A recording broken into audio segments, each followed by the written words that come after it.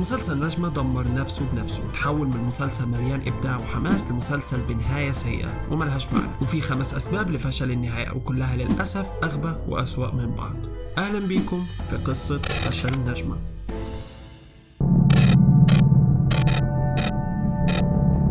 قصة الفشل بتبتدي من تحول غريب في شخصية من الشخصيات. شايفين؟ كل شخصية في المسلسل كانت بتحاول على طول الخط تحسن من نفسها أو تنمو مع أحداث المسلسل. شفنا تغيير نجمة من شخصية عندها انعدام شعور بالمسؤولية لشخصية بتحاول تكون مسؤولة وبتحاول على قد ما تقدر تصحح أخطاء مجلس السحر وغيرهم، واللي ببساطة بيثبت إنها بقيت شخصية مسؤولة أكتر منهم كلهم. أو شخصية ماركو واللي اتطورت من مجرد شخص بيخاف يقاتل لشخص مستعد يعمل المستحيل عشان يهزم الشر. أو شخصية توم واللي بقى شخص أحسن في التعامل مع الناس من الأول. أو مون واللي ساعدت إكليبسا إنها تكشف حقيقة بنتها وإنه هي اللي المفروض تحكم، وإنه جلابجورد مش مجرد وحش مدمر وقاتل وإنما شخص عايز يعيش مع عيلته في سلام. كل ده خده كده في كلكعة وارميه في أبشع وأقرب صندوق زبالة وحط عليه جاز وولع فيه، لأنه ببساطة الكتاب قرروا إنه مون هتكون الشرير اللي ادى لمينا واللي معاها قوتهم وحولتهم لمحاربي سولاريا ضخام. وكل ده ليه؟ عشان أنا وإنت نقول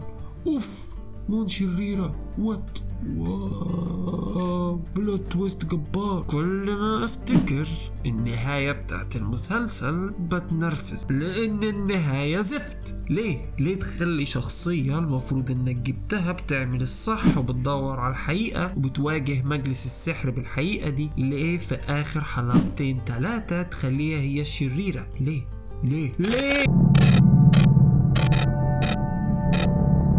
مون بعد ما حققت هدفها وعرفت تسترجع الحكم قررت انها تسحب القوة من مينا واللي معاها، ولكن أوبس تتفاجئ ان هي ما تقدرش تعمل ده لانهم ببساطة اقسموا بالولاء لسولاريا الملكة اللي بتكره الوحوش اللي عملت التعويذ اساسا. وقررت مينا انها تموت كل الوحوش اللي موجودين في ميوني وتحدفهم من فوق. ليه؟ عشان عنصرية وكده. اوكي خلينا نتكلم بقى كده على اختيار مينا كشرير اخر موسم. مينا بصراحة مش عارف اجيبها ازاي، متخلفة وغبية وهدفها تافه وجاي من فكرة عبيطة، وهي انها اتحولت بسبب قتل الوحوش من حد ملوش لازمة لمحارب مهم ومعروف. فقتل الوحوش بقى هو هدفها الوحيد في الدنيا دي كلها. وكمان هي ما عملتش حاجة بنفسها، هي مون اللي ادتها قوتها، يعني هي اصلا ما عندهاش مخطط مثلا ولا اي زفت. لودو شرير الموسم الاول كان احسن منها بمليون مرة، على الاقل هدفه نابع من رغبة في التحكم في السحر والقدرة على اثبات نفسه قدام عيلته. لكن مينا عايزك تتخيل معايا لو احنا رحنا بعد موازي اللحظة وشفنا نجمة هناك، ولكن بدل ما شرير النهاية يكون مينا كان الشرير هو وحش جديد أول مرة نشوفه، وهدفه ببساطة هو قتل البشر ومنعهم من دخول ميوني مرة تاني عن طريق تدمير البوابة بتاعت كوكب الأرض. وبدل ما حد زي لودو مثلا كانش ليه أي وجود لمعنى في النهاية يكون هو قائد المقاومة ضد الوحش ده وضد هدفه،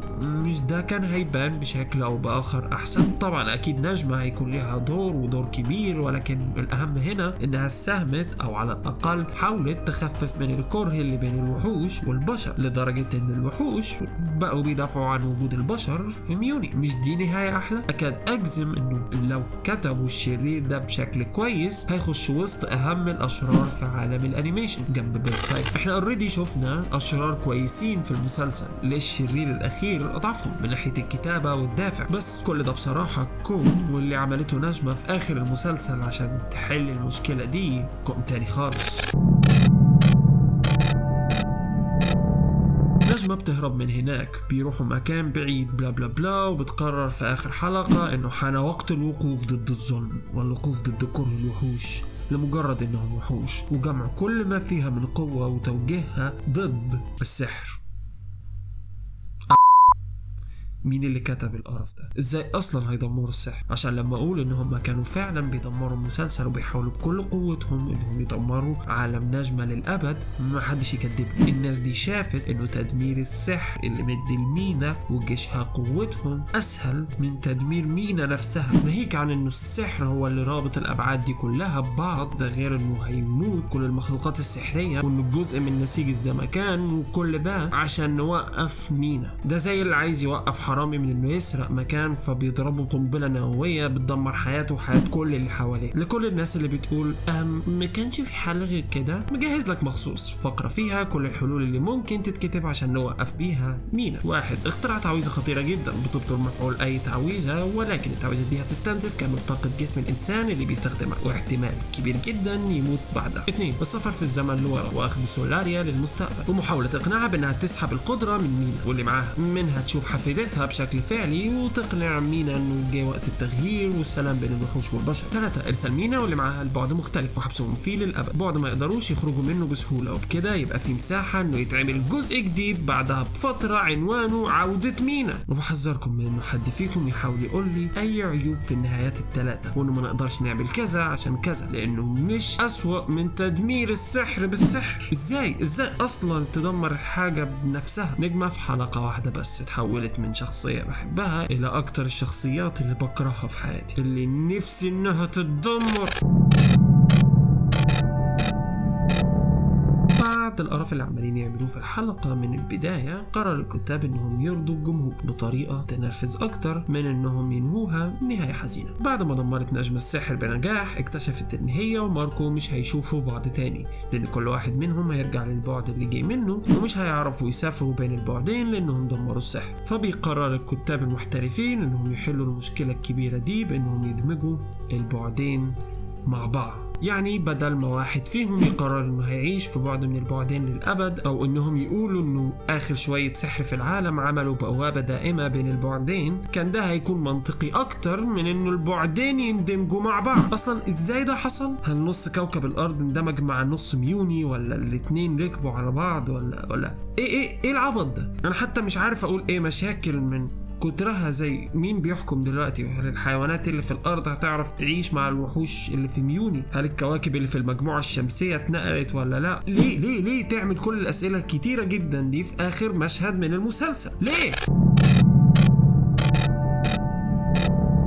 اوكي، انا بصراحة وبكل امانة نهاية نجمة اكتر من محبطة بالنسبة ليا، لان ببساطة دمرت الشخصيات اللي قضينا وقت طويل بنتابعها على مدار 2 او اكتر، وكمان النهاية نوعا ما بتمسح كل المجهود اللي عملته كل الشخصيات في المسلسل، وبتحول المسلسل من مسلسل ليه نهاية ليها معنى لمسلسل ملوش معنى ولا قيمة ولا هدف. وزي ما قلت، تعديل واحد في واحدة من المشكلات دي كان ممكن يغير المسلسل من مسلسل بنهاية وحشة لمسلسل بنهاية مقبولة. أنا دلوقتي بقيت لما بشوف نجمة بشمئز، لأن ببساطة عملت غلطة كبيرة بتدميرها للسحر، والأسوأ هو مون اللي أخذ الدور الشرير لمجرد إنها تكون حركة صادمة عشان نقول واو مون طلعت مع مينا، او او ماي جاد دي نجمة دمرت السحر بجد، او لما العالمين اندمجوا مع بعض. دي فعلا اسوأ نهاية شفتها في حياتي. يمكن لو في نهاية محبطة اكتر منها تكون هي نهاية